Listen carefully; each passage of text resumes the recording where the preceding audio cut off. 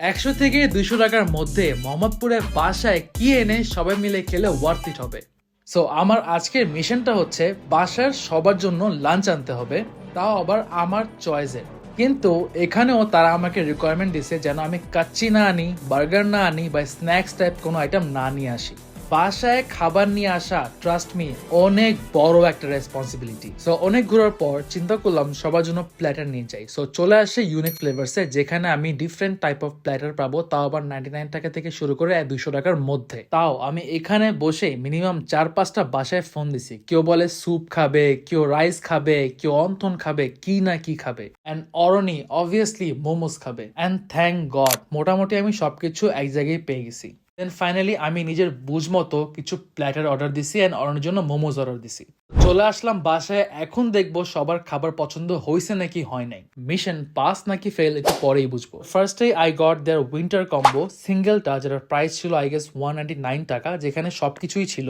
Then I got their chicken Manchurian for 99 taka.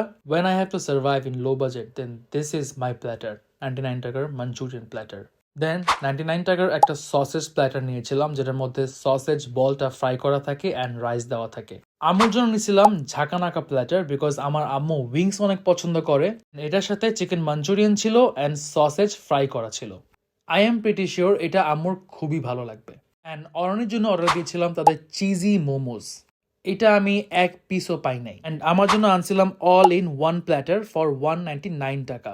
আমার gravy type খাবার বেশি পছন্দ, so on that basis this is the perfect platter for me. So এই হচ্ছে overall খাওয়া আমি সবার জন্য আনছি।